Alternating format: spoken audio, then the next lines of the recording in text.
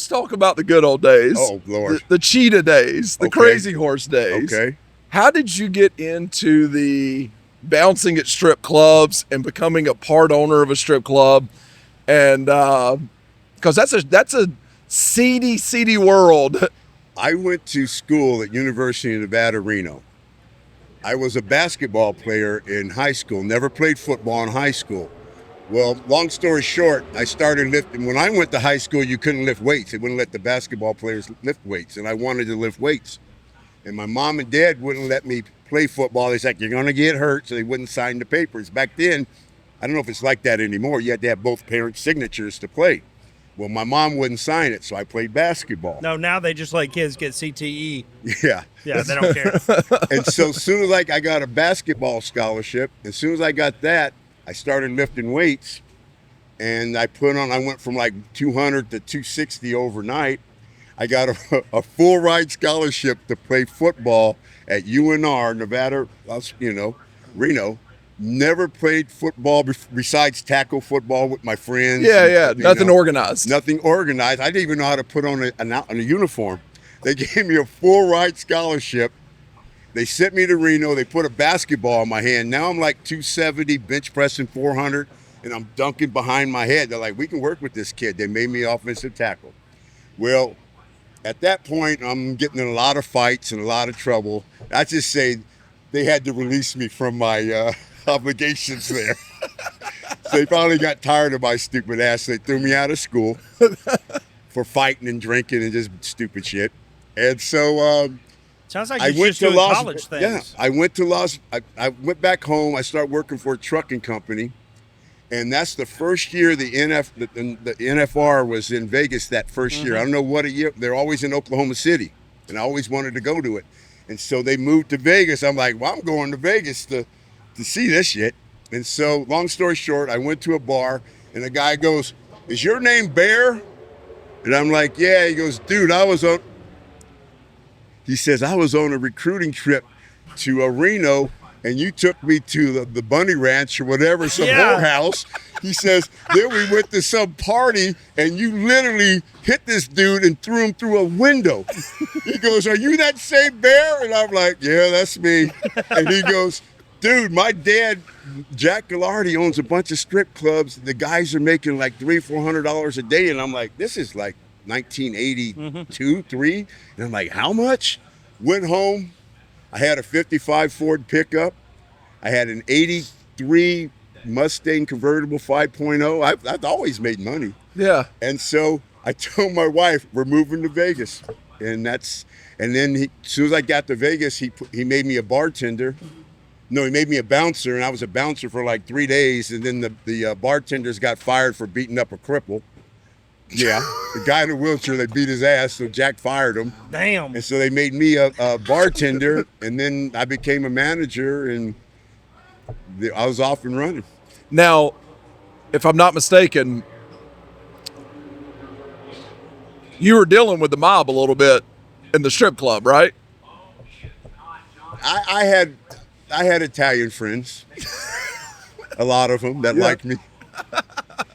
For some reason, people just like me. I think I'm that black guy that you're like, hey, if I'm gonna have a black friend, it's gonna be him. Because I'm telling you, there's no F's given with me. Oh no, yeah, never has been. I've always just been me. Yeah.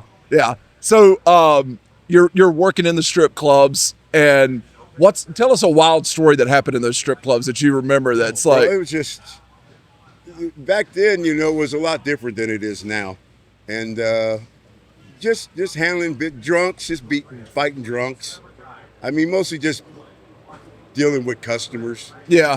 Fights. And back people then, getting there was a lot handsy of with the fights. girls and stuff. Handsy with the girl. A lot of times, it's guys fighting each other over girls. Really? And back then, you used to handle it. Now, you can't handle it. But back then, you couldn't put up with that. You can't do it now? Then, not like you could back then. Back Really? then, you could mug somebody up. Yeah. The police would come and then mug them up some more and take them to jail. Right. You come to Vegas acting like this, it's not like that no more. Now you get sued and stuff. Right. So, but just Damn normal lawyers shit like that. ruin everything. Yeah, they do. They've got me a few times.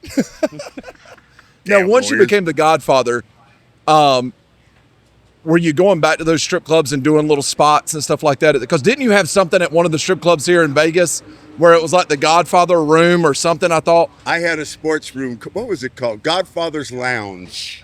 It was called Godfather's Lounge. It was a private room that you could go. I didn't spend much time in there, but they'd watch games in there, get private dances in there. I'd let people rent it out and close the door and turn the cameras off, kind of thing.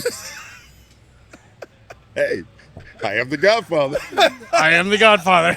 Kind of like I am the Batman. I am the Godfather.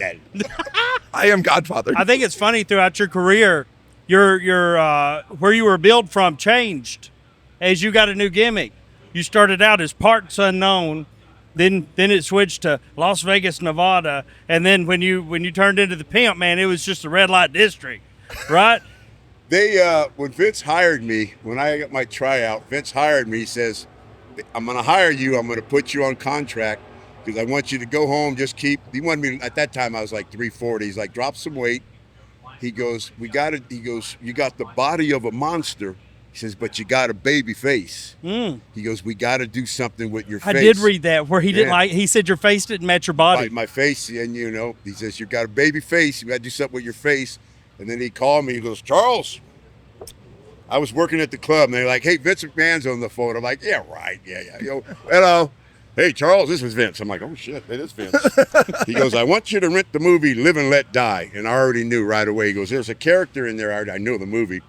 He goes, "There's a voodoo character in there, and we're going to take off of him, and this is what I want you to do," and that's where we got that from. Movie. I was going through a really, really nasty divorce. I wish I could say what I wanted to say, but you guys can always edit it. Don't see how fucked up I was. I married a girl because she had big titties and a tight pussy. Okay. Now that's why I married Seems her. like two great criteria. Okay. I mean, what's wrong with that? Yeah, I mean, is there a negative there? Yeah. It's called life after dealing with it. The fact she was probably fucking crazy was a kicker, right? Dude, I tried to get it annulled when I sobered up. Your boy Taker was my best man. He refused to come to my wedding.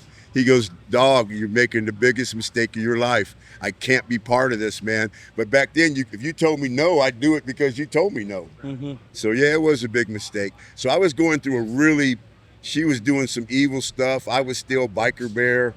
And actually me taking Vince, we sat down and thought it would be best if Charles Wright went back to Vegas and got his mind right before something stupid happened. Right. I was getting into a lot of fights. I mean, we're hanging out in strip clubs, biker bar, country bars, where I'm always the only black dude back then in these places.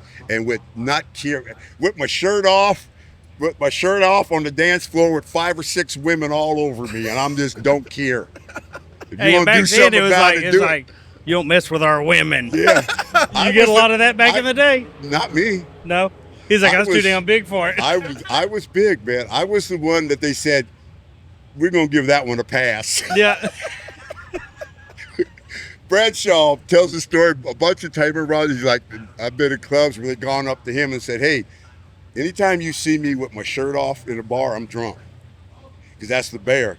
Yeah. And they'd go to John or Ron and say, "Could you tell your buddy to put his shirt on?" They're like, "You ain't gonna listen to us. You go tell him." But I'd suggest you don't. And the crazy thing is Ron Simmons is one of the baddest dudes ever walked the face of the earth. And if he's sitting there going, they'd be all shit. There goes Now, Godfather. Damn.